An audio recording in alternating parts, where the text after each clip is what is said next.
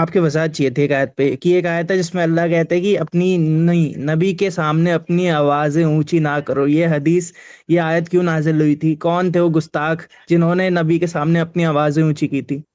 کیا وہی تو نہیں جنہوں نے جب نبی وصیت اپنی لکھوانا چاہتے تھے تب بھی انہوں نے اپنی آوازیں اونچی کی تھی؟ نبی نے ناپسند کیا تھا.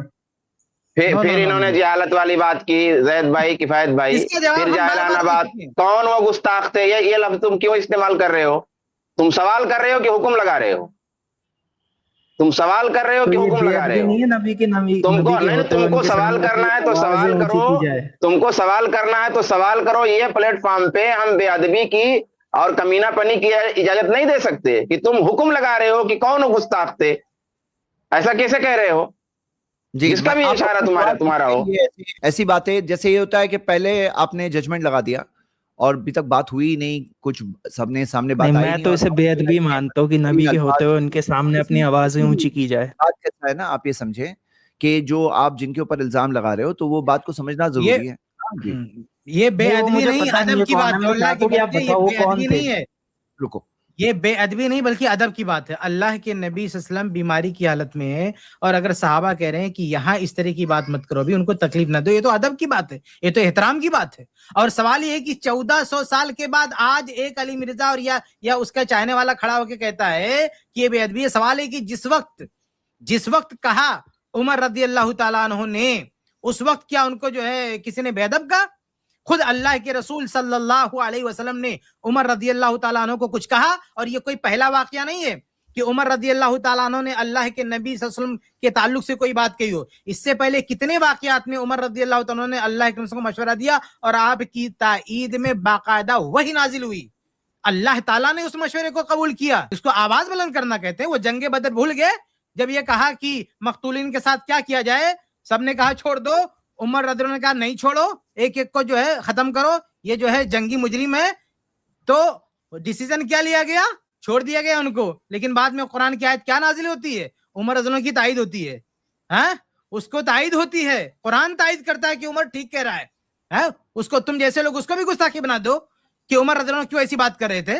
اور حجاب کا مسئلہ دیکھو، اللہ کے نبی صلی اللہ علیہ وسلم کے سامنے خواتین آ رہی ہیں، باتیں کر رہی ہیں. عمر رضی اللہ عنہ پہنچے تو دیکھ کے جو ہے کنارے ہٹ گئیں. عمر فاروق کہتے ہیں کہ یہ طریقہ مناسب نہیں ہے، حجاب کا حکم ہونا چاہیے. اللہ نے قرآن کی آیت نازل کر دی. وہی صحیح مسلم کی روایت جس کو آپ کوٹ کر رہے ہیں اسی مسلم میں ہے. اللہ کے رسول نے ابو ہریرہ رضی اللہ تعالیٰ عنہ سے کہا یہ جوتیاں لو میرے اور جو بھی ملے اسے بشارت دے دو جنت کی جو لا الہ الا اللہ کہے گا. عمر فاروق راستے ملتے ہیں، پوچھتے ہیں کہاں جا رہے ہو؟ کہا اللہ کے رسول نے ایسا کہا ہے. کہا کسی کو مت بتانا. وہ نہیں مانتے ہیں. اللہ کے نبی نے کہا میں کیوں نہیں بتاؤں گا؟ ایک ہاتھ مارتے وہ نیچے گر پڑتے ہیں. پھر وہ دونوں اللہ کے نبی کے پاس جاتے ہیں. اللہ کے رسول صلی اللہ علیہ وسلم سے پوچھتے ہیں عمر فاروق کیا آپ نے ایسا مشورہ دیا کہ جاؤ سب کو بشارت دے دو؟ کہا ہاں. کہا اللہ کے رسول ایسا مت کریں، ایسا کریں گے تو ہو سکتا ہے کہ وہ لوگ اسی پہ بھروسہ کر لیں، لعلہم یتقون، بھروسہ کر لیں، فخلہم یعملون، ان کو عمل کرنے دیجئے. تو اللہ کے رسول نے کہا ٹھیک ہے ان کو عمل کرنے دو. یہ عمر فاروق ہے. ایک نہیں اتنے سارے واقعات ہیں کہ اللہ کے نبی صلی اللہ علیہ وسلم کے سامنے آ کے مشورہ دیا.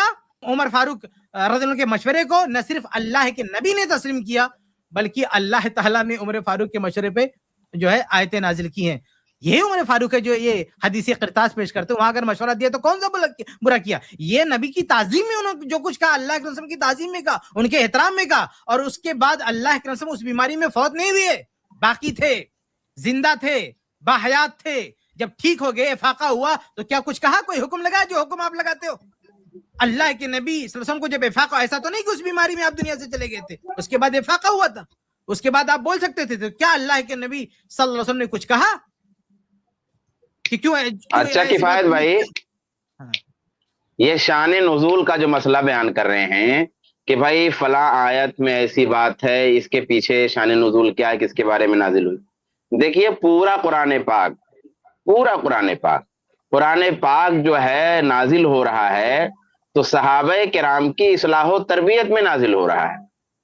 اور رسول اللہ صلی اللہ علیہ وآلہ وسلم کے کتنے سارے فرامین ہیں جو رسول گرامی صلی اللہ علیہ وآلہ وسلم نے اپنے صحابہ کی اصلاح و تربیت میں فرمائے ہیں.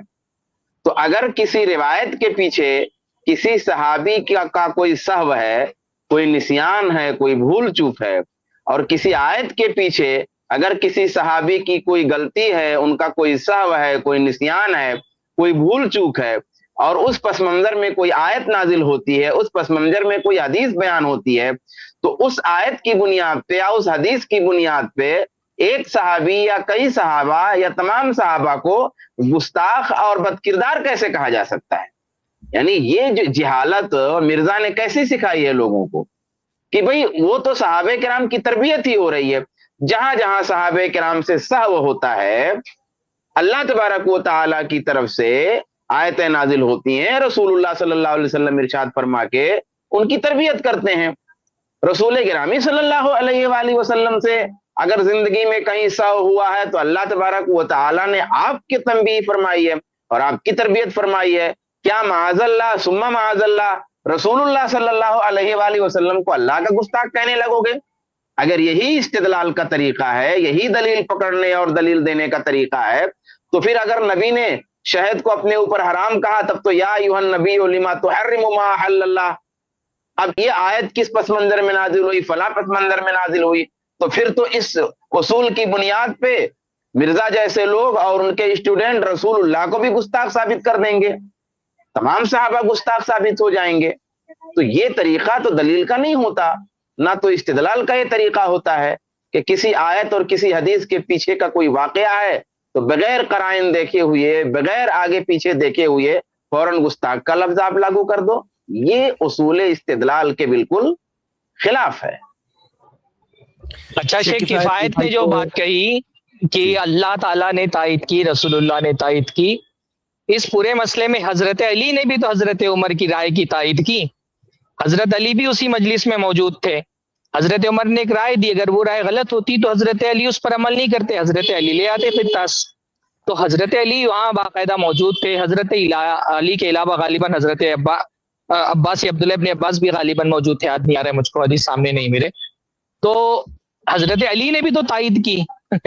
تو جو اگر حضرت عمر فاروق رضی اللہ تعالیٰ عنہ کا یہ موقف غلط تھا تو پھر حضرت علی کا اس موقف پر تائید کرنا بھی غلط تھا. اچھا، جو بات ہے کہ یہ سیم آدمی، سیم بھائی آئے تھے اور آ کر کے یہی سیم سوال پوچھے تھے اور ان کو بہت ہی ڈیٹیل میں جواب. شیخ کفایت اپنی ایک اور حدیث ذرا پیش کر دیں، صحیح مسلم کی بات مکمل ہو جائے. 2387 یہ صحیح مسلم کی حدیث لگائیں ذرا. 2387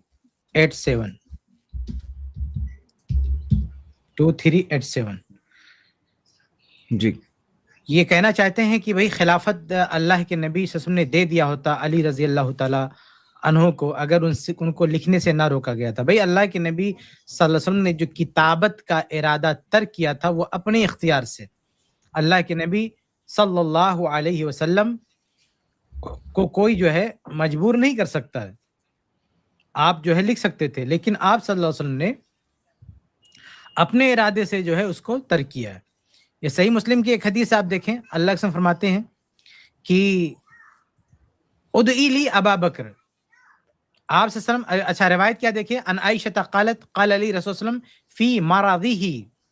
اللہ کے نبی صلی اللہ علیہ وسلم نے اپنی بیماری میں کہا، کیا کہا کہ ادعی لی ابا بکر. اما عائشہ رضی اللہ عنہ سے فرما رہے ہیں کہ ادعی لی ابا بکر ابا کی و اخا کی حتی اکتب کتابا.